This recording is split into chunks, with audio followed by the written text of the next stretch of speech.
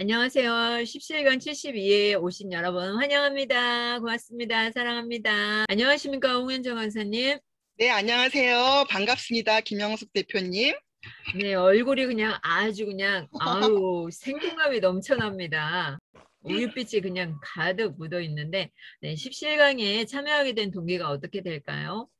네, 제가 그 한만정님의 인생학교에 김영숙 대표님을 봤는데, 너무너무 생동감 있으시고 신선하신 거예요. 그런데 어느 날 그 톡방 들어오시라고 길을 열어주시더라고요. 저 얼른 따라 들어왔잖아요. 제가 줌으로 이렇게 또 여러분을 제가 게스트로 참여하다가 이렇게 강사로 줌으로 뵌 거는 처음이라서 좀 떨리기도 하고 설레기도 하고 흥분되고 또 신나기도 해요. 그래서 아마 오늘 여러분은 저의 아마 신선함, 미숙함을 같이 보실 수 있으실 거예요. 아우, 네, 이렇게 생기발랄한 강사님을 볼 수 있어서 정말 행복합니다. 저희 친정 엄마인데 5년 전에 멀리 가셨어요. 하늘나라 가셨는데 늘 저에게 용기와 자긍심을 심어주신 분이에요. 정말 엄마라고 하기에는 너무 천사 같으신 분이에요. 그래서 그분이 너무 기억이 나고 또 두 번째는 김영숙 대표님, 제가 잊을 수 없죠. 저의 스마트한 생활을 이끌어 주시는 분이기 때문에 제가 너무너무 사랑하는 대표님이시고요. 세 번째는 김미경 대표님이신데 제가 결혼하고 집에서 육아를 할 때였는데 그때는 뭔가를 하고 싶었는데 어떻게 할까 했는데 그때 그런 책이 있어요. 꿈이 있는 아내는 늙지 않는다. 그 책에는 뭐라고 나왔냐면 내가 잘할 수 있는 거를 하고 또 내가 못하는 건 잘하는 사람한테 맡겨라. 이런 얘기가 제 귀에 쏙 박혔어요. 그래서 제가 과감하게 창업의 길로 동업을 하면서 창업의 길로 나섰답니다.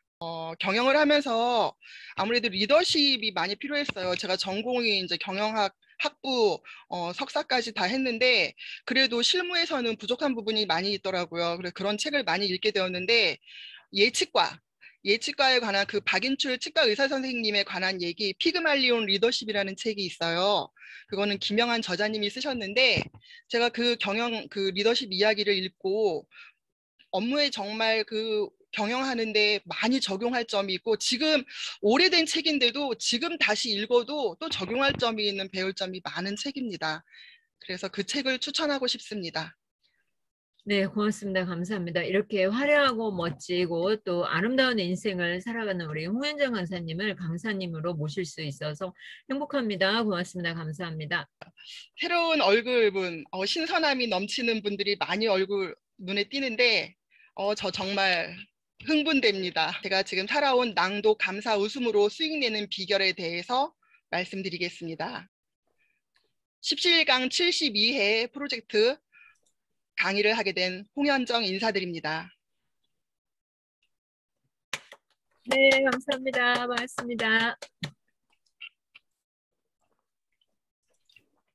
저는 얼마 전까지 그 소방 관련 회사를 공동으로 경영을 했어요. 경영을 하다가 그 경영하면서 느낀 게 저는 심리적이나 커뮤니케이션이나 소통이나 이런 쪽에 저하고 잘 맞는다고 생각을 해서 오랜 기간 경영을 하다 보니까 아무래도 그 서비스업이긴 하지만 기계 쪽은 아니라는 생각이 들었어요. 그런데 코비드, 코로나가 왔죠. 코로나가 오면서 쉴 수 있는 시간이 많았어요. 그 쉴 수 있는 시간이라는 게 중소기업의 어려움을 많이 겪으면서 저희의 그 제가 할 수 있는 경영에 관해서는 크게 많이 필요한 자리가 없었어요. 그래서 생각한 게 이때 정말 제2의 저의 또 다른 길을 제가 가고 싶었던 길을 한번 가보자 하고 동업을 했었는데 공동 대표였지만 저는 전반적인 벤처나 전략이나 뭐 연구소 설립이나 이런 쪽으로 많이 했고 그다음에 그분은 영업 쪽으로 많이 했었습니다. 그거를 과감하게 다 넘겨주고 저는 나와서 또 다른 제가 가고 싶은 길, 그 길로 가기 위해서 나와서 경영 컨설팅, 낭독, 습관 코칭, 커뮤니케이션 코칭을 하기 위해서 제가 저 혼자 1인 기업으로 현재 창업을 한 상태입니다. 저는 경영에 관해서는 대학에서 강의를 많지는 않지만 강사로서 조금씩 했었고요. 조직 관리나 그 조직의 경영에 관한 거, 중소기업이에요. 다 그런 거에 대한 컨설팅은 제가 많이 했었습니다. 요즘에는 제가 독서 낭독 성으로 책 읽는 재미에 흠뻑 빠져 있답니다.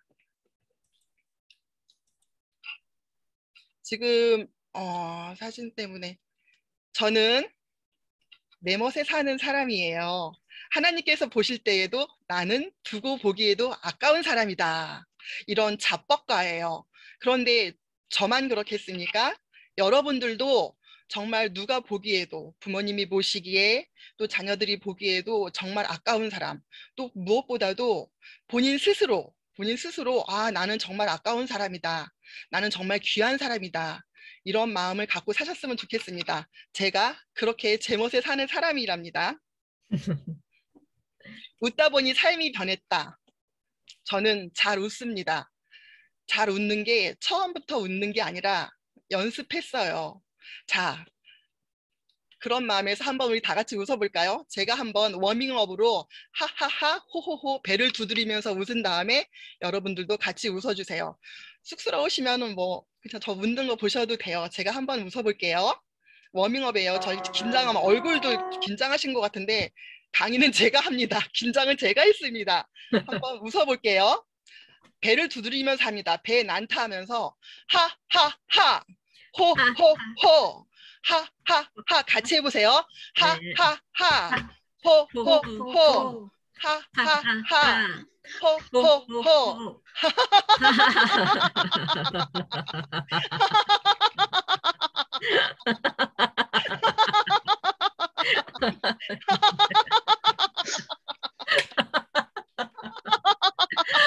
네. 네. 이렇게 웃고 나면 정말 엔돌핀이 팍팍 솟고 정말 기분 좋은 세포들이 몸에서 팍팍 터져나가는 느낌이 들어요.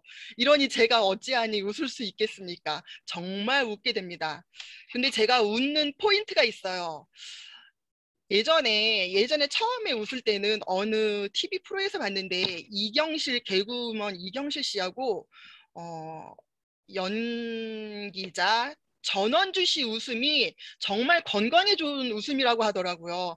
그런데 제가 그 당시 그 프로를 볼 때는 정말 천박하고 경박하다는 생각을 했었어요. 그때는 제가 조금 더 젊었을 때니까. 그런데 건강에 정말 좋은 웃음이라고 해서 운전하다가 신호에 걸렸는데 한번 웃어봤어요. 전원주 씨처럼. 저는 원래 웃으면 어떻게 웃었냐면 씩 그냥 씩 이렇게 웃는 사람이에요. 소리 전혀 안 나고. 그랬는데 신호에 딱 걸렸는데 신호가 한 2분 정도 되나요? 한번 웃어봤어요. 이렇게 웃음 안 나요. 전원주 씨 웃음으로 그렇게 연습을 한 2년 정도 하고 나니까 제 웃음소리가 바뀌었어요. 그래서 제 웃음소리가 바뀌었는데 여기 낭독을 하면서 스마일 셀카 또 뭐 웃어야 된다 이런 연습을 하다 보니까 웃음을 더 많이 웃게 되고 웃다 보니까 웃는 제 모습이 웃겨서 또 웃게 되고 해서 제가 웃음의 포인트를 딱 정해놨어요. 언제냐면 운전 중 신호 걸릴 때마다 웃는다. 또 저희 핸드폰 수시로 열어보잖아요. 수시로 보잖아요. 핸드폰 볼 때마다 웃는다. 또 누가 전철을 타고 가거나 어디 갈 때 누가 나를 보는 것 같다. 그러면 웃어요. 크게 웃지는 않고 소리 안 내고 이렇게 웃어요. 근데 이렇게 웃으면 배 복근만 샤샤샤샤샤 복근 운동만 되고 소리는 안 나는 거예요. 그렇게 되다 보니까 제가 아랫배가 조금씩 자꾸 의자에 앉아 있다 보니까 아랫배가 조금씩 나오기 시작했는데 아랫배가 조금씩 들어가더라고요. 그리고 그냥 마구 웃어요. 없을 때는 혼자 지금처럼 그렇게 이렇게 웃는답니다. 남들이 볼 때는 머리에 꽃 정도는 꽂아야 되지 않을까 싶은 정도로 살짝 맛이 가지 않았나 싶게 정말 웃습니다. 근데 웃으니까 정말 효과가 건강에 나이가 제가 50이 넘었는데 50이 넘다 보니까 옆에서 건강으로 팍팍 쓰러지시는 분들이 생기세요. 그 팍팍 쓰러지는 거는 보통 아프다 하면 요즘에는 암이더라고요. 그래서 제가 웃으면서 저의 삶을 바꾸기 시작했답니다. 그냥 웃어요. 누가 뭐라고 하던 개의치 않고 누가 있으면 소리 없이 웃고 누가 없으면 크게 웃습니다. 또 이런 거 보고 웃어요. 어느 날 운전하다고 딱 가다 봤는데 초보예요. 극한 초보. 지금까지 이런 초보는 없었다. 이것은 엑셀인가 브레이크인가. 너무 웃기지 않아요? 저는 이거 보고 너무 웃겨서 빵 터졌어요. 저는 사실 엄청난 내성적인 사람이에요. 제가 이렇게 웃게 된 계기도 그 내성적인 걸 타파하고자 정말 있는 듯 없는 듯 존재감이 없는 사람이었는데 제가 이거 20대예요. 20대인데 요때 여기 제가 어디에 있을까요? 저는 정말 요조 숙녀였었는데 여기 눈 이렇게 잡아당기고 이렇게 하는 사람 있죠? 그게 바로 저랍니다. 아마 이 사진 보고 제 친구들 너무 깜짝 놀랐어요. 제가 이렇게 사진 찍을 거라고는 아마 생각지도 못했답니다. 근데 저는 이 사진을 지금 몇십 년이 지났죠. 볼 때마다 아, 내가 참 용기 있게 찍었구나라고 느낍니다. 이렇게 이 사진을 볼 때마다도 웃음이 나오고 요 옆에 세 번째 아기 사진 우리 선배 언니 손주예요. 미국에 있는데 손주 얼굴을 잘 못 보는데 이렇게 손주 사진이 오면 저한테 보내주고 또 우리 후배들이 있는 방에다 이렇게 손주 사진을 띄워줘요. 근데 이 손주가 얼마나 빵긋빵긋 애기들은 정말 해맑게 잘 웃잖아요. 요 사진 보고도 빵 터졌어요. 요게 이유식 먹고 정말 흡족하게 배불러서 웃는 표정이라는데 그 앞에 이유식 그릇 보이죠? 저렇게 해맑게 정말 아무 무게 없이 저렇게 웃는답니다. 제가 이 얼굴을 보고 저도 연습을 하잖아요. 저는 철저하게 연습해서 지금의 전원주 같은 웃음소리를 탄생시켰답니다. 이제 웃음에 관한 얘기는 이렇게 해서 제가 웃음을 하게 된 계기가 됐고 저는 십시일강에서 낭독 특공대로 있어요. 낭독을 나는 왜 낭독을 하는가 였는데 저는 아까 말씀드렸다시피 내성적이라고 했잖아요. 저는 말의 톤은 낮고 스피드는 굉장히 말이 빨랐어요. 지금도 물론 빨라요. 제가 의식하지 않고 말하면 정말 따다다다다다다다 이렇게 말을 해요. 그런데 그거는 말하는 사람으로서는 또 아나운서 입장에서 성우 입장에서 보면은 굉장히 감점 요인이라고 하더라고요. 그거를 고치고 싶었어요.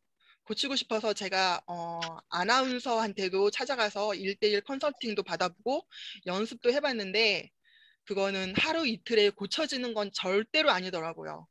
이게 제가 기본적으로 갖고 있는 게 있기 때문에 고쳐지지 않았는데 정말 낭독을 작년 10월부터 했어요. 작년 10월부터 했는데 책을 낭독을 하다 보니까 한 달에 기본적으로 3권 정도를 읽게 되더라고요.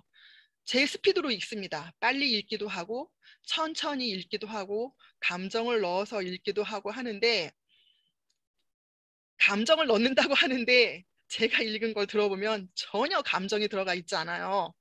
남들 낭독하는 걸 보면은 정말 드라마 배우처럼 연기하시는 것처럼 낭독하시는 분도 있는데 저는 정말 감정이 들어있지도 않고 또 혀도 꼬이고 말은 빠르고 뭐 이렇게 자꾸 저의 단점이 귀에 자꾸 거슬리기 시작했었어요. 그렇게 해서 제가 낭독을 하기 시작했고 낭독을 하다 보니까 스트레스가 자동으로 발산이 되고 그 다음에 책을 의무적으로 이걸 계속 읽다 보니까 한 달에 3권, 3권은 자동적으로 읽게 되는 것 같아요. 한 일주일에서 열흘 정도면은 한 권 읽고 또 읽는 거로 끝나는 게 아니라 제가 어디를 이동하거나 할 때 제가 읽은 것이나 낭독한 거를 또 다시 들어봅니다. 들어보니까 책을 한 번 읽고 끝나는 게 아니더라고요. 그래서 제가 낭독을 지금까지 앞으로도 계속 할 거예요. 평생. 정말 제가 눈이 잘 안 보여서 읽지 못하는 순간이 올 때까지도 지금 현재로서는 낭독을 하고 싶은 마음이 있습니다. 그래서 낭독을 엄청 사랑하게 되었답니다. 아, 또 정말 중요한 거는 여기 살짝 연하게 해놨는데 뱃살 엄청 빠집니다. 다이어트 효과가 있어요. 이게 복식 호흡을 하다 보니까 아랫배 움직이고 내장기관에 자극을 주더라고요. 그래서 뱃살 다이어트 효과는 자동적으로 있는데 뱃살 나오시는 분들 낭독해 보세요. 뱃살 정말 빠집니다. 낭독을 하는 이유 제가 읽어볼게요. 단순히 소리내어 책을 읽는 것을 넘어 자신의 목소리를 내어 경험을 통해 내면의 성장을 얻게 됩니다. 좋은 글, 자신의 생각에 담고 소리 그릇을 채워가는 경험을 통해 긍정적인 마인드를 유지할 수 있습니다. 또 요즘에는 집단 지성의 힘이 또 대단하죠. 함께 읽기의 힘, 혼자 읽다 포기했던 책 또는 읽기에 망설여졌던 책도 함께 읽기를 통해 완독할 수 있습니다. 한 권을 서로 나누어 읽기 때문에 부담이 없기도 하고 타인이 읽어주는 것을 들을 때는 문장의 이해도가 높아져 어려운 책도 편하게 읽을 수 있습니다. 낭독으로 연습하라. 요즘에는 잘 말해야 되는 세상이잖아요. 낭독으로 연습하라. 큰 소리로 책을 읽으면 호흡도 발성도 폐활량도 절로 되는 거예요. 제가 지금 호흡도 이렇게 말했잖아요. 전에는 호흡 이렇게 발음이 안 됐어요. 호흡. 그 다음에 문장을 읽으면 끝까지 다 읽지 않았어요. 문장 끝이 또 말할 때 이젠 스피치도 스펙이다 이렇게 말하지만 이젠 스피치도 스펙이다 이렇게 말하고 끝이 흐지부지해지고 끝이 잘 안 들리는 거예요. 그런데 이거를 연습하고 또 의식적으로 자꾸 읽다 보니까 복근 단련도 되고 복식 호흡도 되면서 폐활량이 늘어져서 한 문장은 정말 쉬지 않고 길게 잘 읽을 수 있습니다. 이거는 낭독 효과예요. 그래서 폐활량이 좋아지는 거 저희 심폐기능 중요하잖아요. 나이 들수록 폐활량이 어깨도 움츠러들고 폐도 쪼그라지고 하는데 폐활량이 가슴을 활짝 펴고 책을 읽으면 저희 호흡이 고르게 됩니다. 그래서 낭독으로 연습하라. 여러분도 낭독을 같이 하셨으면 좋겠어요. 잘 말하는 세상입니다. 잘 말해야 되는 세상이에요. 말 잘하는 것도 중요하지만 잘 말하는 게 정말 중요하대요. 이렇게 낭독하면서 제가 느낀 거는 자꾸 낭독하면서 저의 발음이 정확해지고 말 스피드가 제가 하고자 하는 대로 조금씩 조금씩 조절되고 이러니까 감사하는 마음이 생겼어요. 이 감사하는 마음은 금방 그냥 저절로 생기는 건 아닌 것 같아요. 제가 지금 컨설팅을 맡고 있는 회사가 있는데 여기는 현대 자동차 산하 기관이에요. 그런데 아무래도 기계 쪽에 서비스업이다 보니까 직원들이 고객 대하는 일이 많고 또 고객들이 요즘에는 화를 내거나 좀 정상적이지 않으신 분들 그 화의 포인트가 정말 일반적이지 않은 분들이 많잖아요. 또 거기다가 코비드였어요. 코로나 때문에 예민하신 분들이 많으니까 손님이 오셔갖고 짜증스러운 목소리로 자꾸 태클을 걸면서 말하면 직원들도 서비스업이라고 하지만 이걸 한 사람의 그 한계로는 감당할 수 없는 거예요. 그러다 보니까 직원들도 고객한테 친절하게 말하고 본인도 대응을 잘한다고 했지만 어느 순간에 본인도 모르게 억양이 올라갔을 수가 있을 것 같아요. 제가 얘기를 가만히 들어보니까. 그러다 보니까 고객이 CS, 고객 만족에 불만을 품고 본사로 자꾸 전화를 하고 해서 여기에 이제 CS 건이 자꾸 걸리게 되는 거예요. 그래서 대표님이 본사로 자꾸 불림을 당하고 경고 조치를 먹게 되고 한 달에 한 건, 두 건씩 늘어나고 이게 자꾸 늘어나다 보니까 영업 정지, 다음에 한 번 더 이런 일이 생기면 영업 정지, 위기에 처한 거예요. 그러다 보니까 이 대표님이 이제 제가 평상시 저희 건너 아시던 분인데 제가 이렇게 몇 번 모임에서 만났을 때 감사의 필요 중요성 이런 거를 제가 얘기를 했었나 봐요. 저는 사실 기억이 잘 안 나지만 왜 이렇게 감사해야 된다. 나는 이런 생활을 한다라는 걸 사실 경영자들 모임이기 때문에 제가 얘기를 했었던 모양이에요. 저한테 의뢰를 하셨어요. 이러이러한 것도 봐주냐고. 당연히 제가 컨설팅 합니다 하고 가서 봤더니 직원들이 마음들이 많이 굳어져 있어요. 그리고 대표이사님이 하시는 말씀을 가만히 들어봤어요. 가만히 들어보니까 그분이 하시는 말씀이 예전에 내가 감사하라고 할 때는 귀에 와닿지도 않았대요. 뭘 저렇게 자꾸 감사하라고 그러지? 감사는 감사할 일이 있어야지 감사할 일 아닌가? 감사할 일도 없는데 뭐가 감사해? 크게 좋은 것도 없는데 왜 저렇게 홍 대표는 감사하라고 하지? 했는데 정말 그 영업 정지 위기가 딱 닥치니까 제 얼굴이 딱 떠오르더라는 거예요.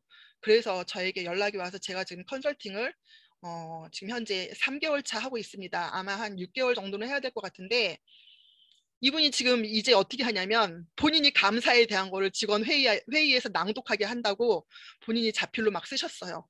자필로 쓰시더니 이렇게 아침부터 이렇게 낭독을 하면 되느냐 하면서 회의 시간에 코팅을 해서 직원들한테 다 나눠주고, 직원이 많지는 않아요. 한 5명 되더라고요. 나눠주고 그거를 아침 회의 시간에 낭독을 하게 합니다. 감사에 대한 거. 제가 지금 그거를 여기다가 시트에다가는 씻지는 못했는데 아침마다 그렇게 주 3회 회의를 하는데, 제가 원래 회의를 잘 안 하셨더라고요. 그래서 제가 회의를 일주일에 주 2회 이상 하라고 했어요. 주 2회 이상 하고, 직원들의 고객 관리에서 힘든 점이 있는지 먼저 고객보다도 직원의 마음을 어루만져야 되거든요. 직원들이 힘든 부분이 있었을 거예요. 그래서 힘든 부분이 뭔지 먼저 알아보고 그 다음에 저하고 얘기하자고 했더니, 직원들이 고객하고 대화하는 게 힘들어하는, 직급은 부장인데 힘들어하는 직원들이 있었던 거예요. 그게 가만히 보면은 대화의 스킬이 부족했던 거일 수도 있고, 소통 부재일 수도 있고, 뭐 본인이 성격적인 면일 수도 있고, 뭐 여러 가지 요인들이 있는데, 일단 그 부장님은 일선에서 물러서고 다른 분들하고 대표이사님이 고객을 먼저 맡고 그 부장이나 그분들하고 이제 얘기를 하게 되었는데, 그분이 그러더라고요. 마음이 스트레스가 있고 고객이 무슨 말을 하는지 또 자기가 무슨 말을 하는지 모르는 거예요. 근데 가만히 그 부장님이 말씀하시는 걸 들어보니까 톤이 높아요. 본인은 그렇게 말하지 않았다고 분명히 얘기하는데, 제가 들어보니까 저도 느꼈어요. 이게 사람이 말하는데 그 말의 내용보다 억양, 톤, 표정, 몸짓, 손짓에서 고객이 마음이 상했을 수 있구나라는 걸 느꼈어요. 그분이 하시는 말씀이 뭐하면, 부장님이신데 이렇게 말하더라고요. 아니에요. 저는 그러지 않았어요. 그렇게 하지 않았어요. 그냥 일반적으로 하는 말인데 말투가 이런 말이었어요. 그러다 보니까 상대방을 그걸 들으면 짜증나게 또 시큰둥하게 성의 없이 말하는 거로 고객들은 그렇게 반응을 했던 거고, 그러다 보니까 언성이 높아져서 이제 서로 대치하고 그렇게 CS까지 가서 이게 이제 불만을 샀던 것 같아요. 그래서 제가 이제 그 대표님한테 직원들한테 억지로라도 감사를 학습시키자고 얘기했어요. 그래서 따라하라고 시켰죠. 감사가 자꾸 손짓한다고 제가 한 것도 바로 그런 요인이었습니다. 배운 대로 따라하라고. 이건 오프라 윈프리가 한 말이에요. 고맙습니다. 감사합니다.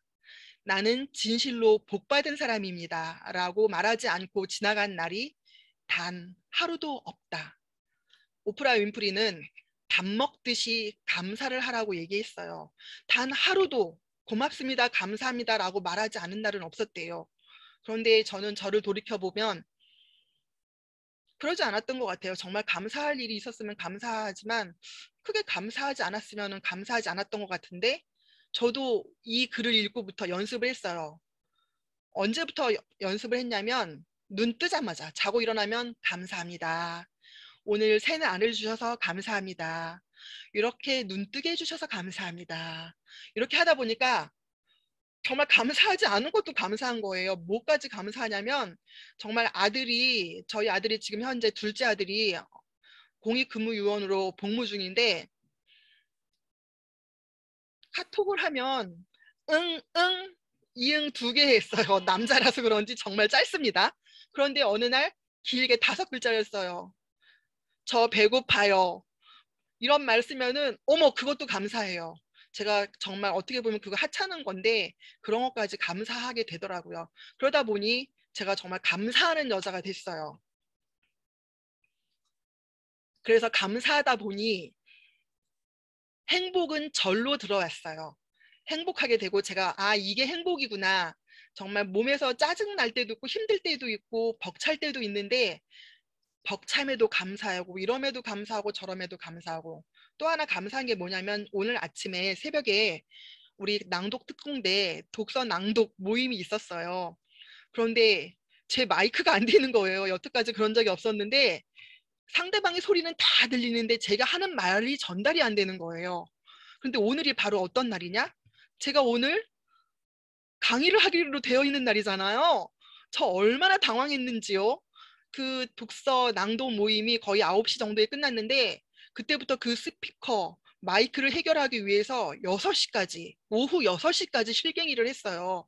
어떻게 실갱이를 했냐면 진짜 포트, 아들이 게임하는 그 헤드셋, 이어폰, 마이크 다른 거, 카메라, 화상캠에 있는 마이크 다 조절해봤고, 컴퓨터 119 컴닥터 있는 아저씨 연락해봤고, 컴퓨터 전공한 후배한테 전화해봤고 했는데 하라는 대로 하고, 네이버 내 선생한테도 알아보고 했는데 안 되는 거예요. 시간은 점점점 다가오니까 맨 처음엔 될 거야 라고 생각하고 긴장하지 않았어요. 그런데 시간이 다가오는데 안 되는 거예요. 그래서 안 되겠다. 노트북으로 해야지. 노트북으로 세팅했어요. 노트북도 상대의 말은 들리는데 제 말이 안 되는 거예요. 노트북으로 하려고 했는데 그때부터 정말 이제 오금이 저리더라고요. 그랬는데 그 독서 낭독 그 성우님 중에 유유정 성우님이라고 계세요. 그분이 아침에 하신 말이 뭐냐면 지금 알게 돼서 다행이라고 하셨어요. 지금 알게 돼서 다행이에요. 이게 지금 해보지 않고 만약에 닥쳐서 알게 됐으면 얼마나 당황하겠어요? 그래서 생각해 보니까 그게 감사할 일인 거예요. 바로 여기서 박수 한번 치겠습니다. 제가 이렇게 해서 오늘 마이크 문제를 오후에 대해서 해결하고 지금 이 순간 이 시간에 이렇게 감사하게 정말 강의를 할 수 있게 되었습니다. 그래서 어제는 행복, 어제는 이미 지나갔고 내일은 아직 오지 않았으니 바로 지금 행복하여라. 네, 여러분 행복은 멀리 있나요? 지금 여러분이 앉아 계신 자리, 여러분이 지금 듣고 있는 곳, 여러분이 보고 있는 지금 우리 모두가 행복하다고 생각하세요. 지금 있는 자리가 행복이 있는 자리입니다. 제가 이 글 읽어볼게요. 난 당신이 잘할 거라고 믿어. 난 당신이 사랑받을 사람이라는 걸 믿어. 난 당신이 위로받을 자격이 있다고 믿어. 아무 이유 없이 믿어주고 싶어. 당신을. 이거 읽는데 참 마음에 와닿았어요. 제가 위로받는 것 같고 내가 대우받는 것 같고 난 또 그럴 자격이 있을 것 같았어요. 그래서 이 글이 마음에 들어서 여러분들한테도 제가 부족하지만 낭독을 했습니다. 여러분, 제가 오늘 여러분한테 전달할 말은 여기까지입니다. 사랑합니다. 고맙습니다. 잘 들어주셔서 감사합니다. 그리고 우리는 잘 할 수 있습니다. 감사와 웃음으로 우리 자신을 성장시키고 발전할 수 있습니다. 감사합니다. 고맙습니다. 감사합니다. 아우, 훌륭한 강의예요. 네. 17강은 서로의 변화와 성장을 돕는 채널입니다. 여러분의 성공이 저희 성공이고 또 기쁨입니다. 함께라서 감사합니다.